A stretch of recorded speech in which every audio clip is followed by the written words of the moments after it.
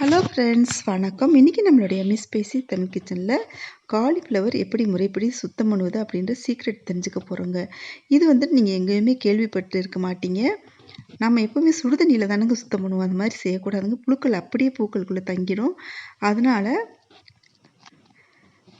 நம்ம முறைப்படி எப்படி சுத்தம் பண்ணுறதுன்னு சொல்லிட்டு பார்க்கலாம். வாங்க வீடியோக்குள்ளே போகலாம். இது வரைக்கும் நம்ம சேனலை நீங்கள் சப்ஸ்கிரைப் பண்ணலைன்னா சப்ஸ்கிரைப் பண்ணிக்கோங்க. பெல் ஐக்கானை கிளிக் பண்ணிக்கோங்க. அப்போ தான் நான் போடுற ஒவ்வொரு வீடியோ உங்களுக்கு உடனே நோட்டிஃபிகேஷனாக கிடைக்கும்.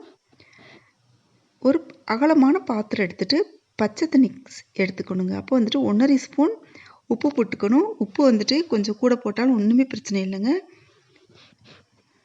இது கல் உப்பு, தூள் உப்பு இரண்டுமே போட்டுக்கலாம்.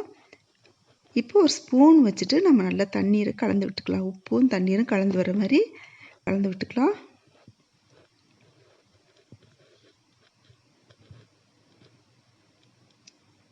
நல்லா கலக்கி விட்டுக்கோங்க. இந்த முறையில் சுத்தம் பண்ணும்போது புழுக்கள் எல்லாமே அந்த தண்ணீரை விட்டு வெளியில் வந்துடுங்க. இப்போ பாருங்கள், இது மாதிரி பொடியை கட் பண்ணி வச்சதை நாம் தண்ணீரில் போட்டிருக்கோம். உங்களுக்கு எந்த அளவுக்கு தேவையோ அந்த அளவுக்கு நீங்கள் கட் பண்ணிக்கோங்க.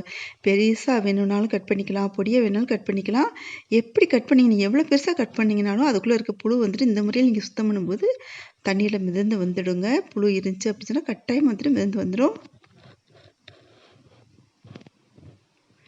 இது அரை மணி நேரம்னாலும் ஊறிட்டே இருக்கணுங்க. அரை மணி நேரம் ஊறின பின்னாடி பார்த்தீங்கன்னு சொன்னால் புழுக்களும் வெளியே வந்துடும். அப்புறம் அந்த பூக்கள் பார்த்தீங்கன்னு சொன்னால் நல்ல ஒரு பளிச்சுன்னு ஒரு வெள்ளை கலரில் வந்துடுங்க.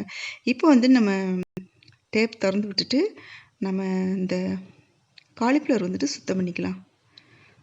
திருப்பவுமே வந்துட்டு 2 முறை நம்ம வந்துட்டு கழுவி எடுத்துட்டோம்னா பொடி புழுக்கள் பார்த்தீங்கன்னு சொன்னால் மிதந்து வந்துடும். எப்படிப்பட்ட புழுக்களாக இருந்தாலும் இந்த முறை நீங்கள் சுத்தம் பண்ணும்போது மிதந்து வந்துடுங்க. அப்புறம் பார்த்தீங்களா எவ்வளோ ஒரு கலர்ஃபுல்லாக இருக்குது பாருங்கள். முதல்ல என்ன கலராக இருந்தது, இப்போ பாருங்கள் என்ன ஒரு கலராக இருக்குது அப்படின்னு சொல்லிட்டு.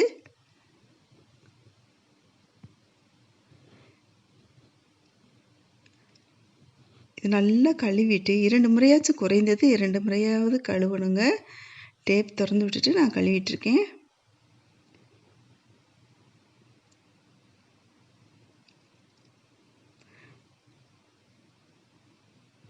நம்ம அந்த உப்பு போடுறதுனால நல்ல ஒரு பளிச்சுன்னு ஒரு நல்ல ஒரு கலர்ஃபுல்லாக தெரியுது பாருங்கள். உங்களுக்கு இந்த பதிவு பிடிச்சிருந்துச்சி அப்படி சொன்னால் நம்ம சேனல் இது வரைக்கும் சப்ஸ்கிரைப் பண்ணலைன்னா சப்ஸ்கிரைப் பண்ணிக்கோங்க. பெல் ஐக்கானை கிளிக் பண்ணிக்கோங்க. ஃப்ரெண்ட்ஸுக்கு ஷேர் பண்ணுங்கள், லைக் பண்ணுங்கள், கமெண்ட் பண்ணுங்கள். நாம் மீண்டும் ஒரு நல்ல பதிவில் சந்திப்போம். நன்றி, வணக்கம்.